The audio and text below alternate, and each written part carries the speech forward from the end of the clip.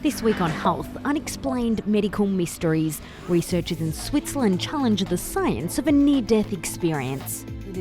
It's become clear we've seen something that goes well beyond a hallucination.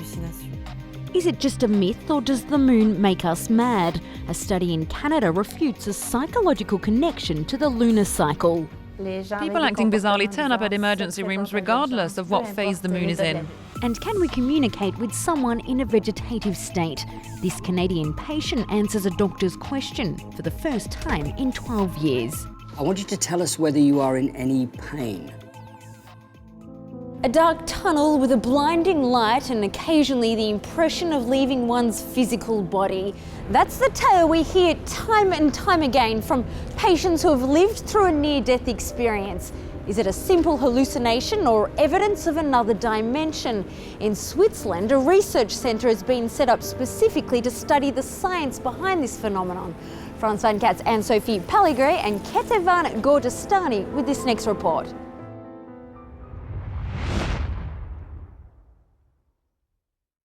In Geneva's Noesis Centre, there are newcomers and regulars, all are known as experiencers. Every night I have out-of-body experiences, and every other night I project myself into somebody else's body.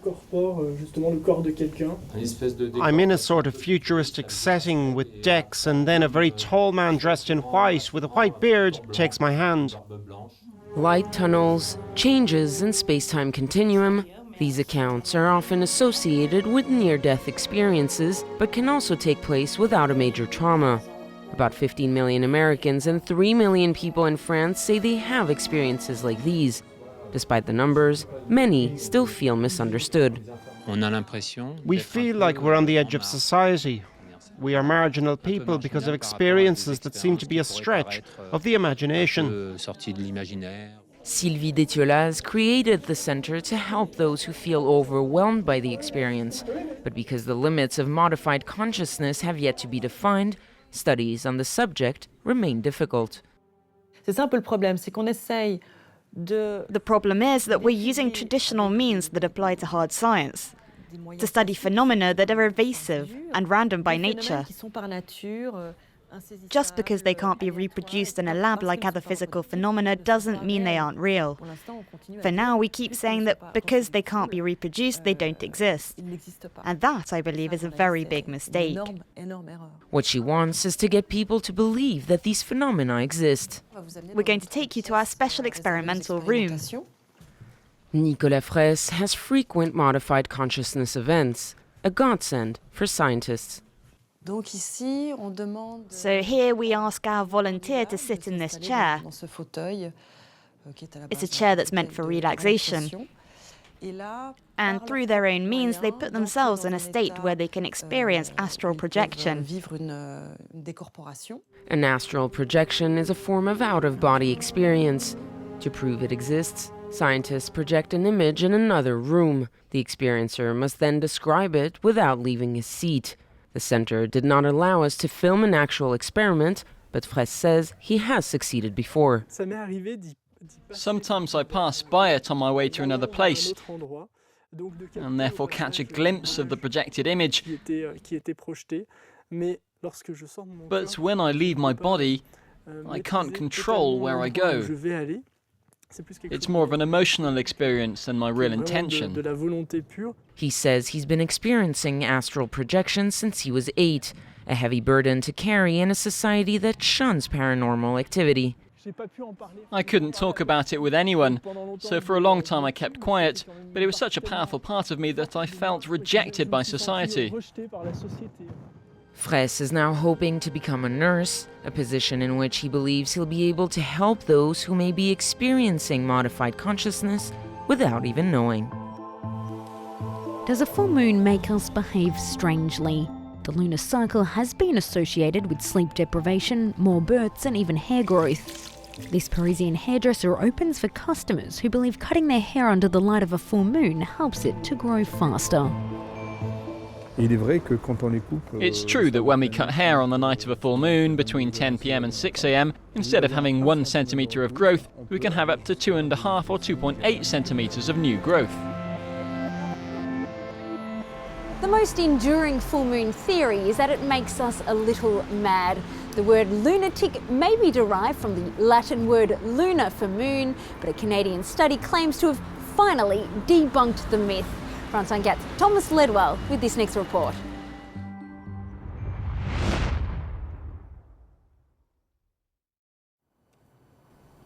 If you want to thoroughly cleanse your body, the best time to fast is during the 3 days of the full moon.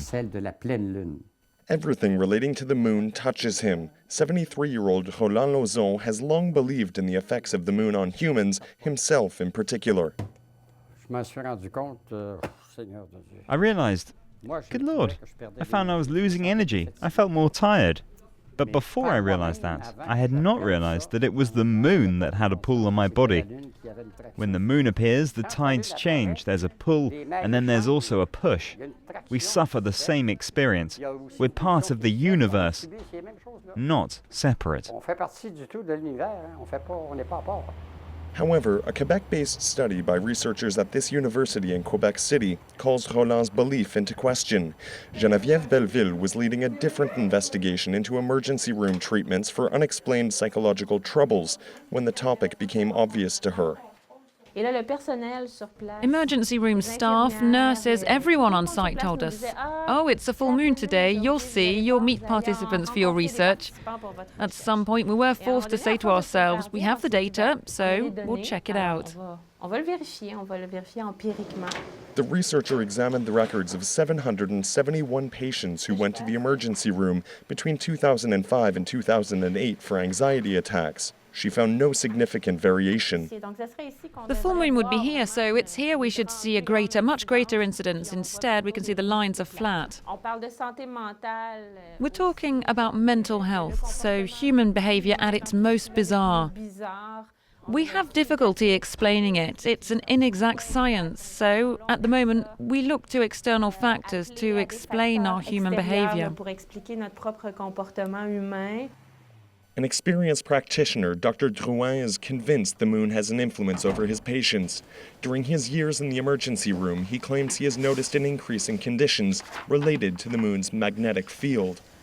People become more anxious, more aggressive. They become unstable. In addition, we saw more epileptic seizures during the eclipse on August 11, 1999, due to a change in the magnetic field. I'm not saying it's the full moon, but the change in the magnetic field, along with the lunar eclipse. So there were more documented cases of epileptic seizures around the world. Despite recent studies, 82% of nurses and 64% of doctors believe the moon has an influence over their patients.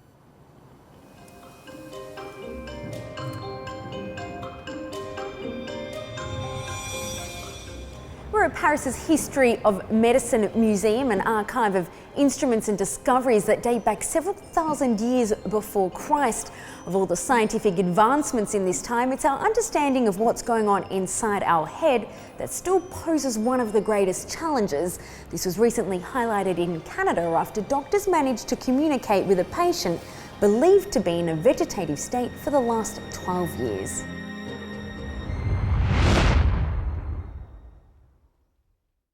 Scott Rutley has been unable to speak since being injured in a car accident. Now, thanks to this experiment, the patient will at last be able to express his opinion. The Canadian is in a vegetative state. Unlike in a coma, his eyes are open. His body makes only reflex movements. Until now, he was thought incapable of communicating. This is where I want you to imagine that you're playing tennis. With Scott lying down inside a scanning machine, the neurologist asks the patient questions. Together, they've devised the code. To answer yes, Scott imagines a game of tennis, stimulating a very precise part of his brain. To answer no, he imagines walking around his home. That triggers another area, allowing a form of communication. I want you to tell us whether you are in any pain. On hearing this question, Scott's brain sends a signal. His answer is no. Able to answer a clinical question like that. The experiment's a big step forward, both for Scott's parents and for medical science. This research is really important, but you have to be very careful. These indicators exist, but there is not a crystal ball that will magically change things in most cases. Researchers hope to understand what's going on in their patients' brains, though they admit cases like Scott's are extremely rare. A long-standing myth is that we only use 10% of our brain, even though science has consistently proven that this is not at all the case. The truth is that we use all of the billions of neurons inside our brain, meaning the only untapped potential is for us to continue to decipher how it all works. That brings us to the end of this week's show. Thanks for joining us. We look forward to seeing you, as always, next time.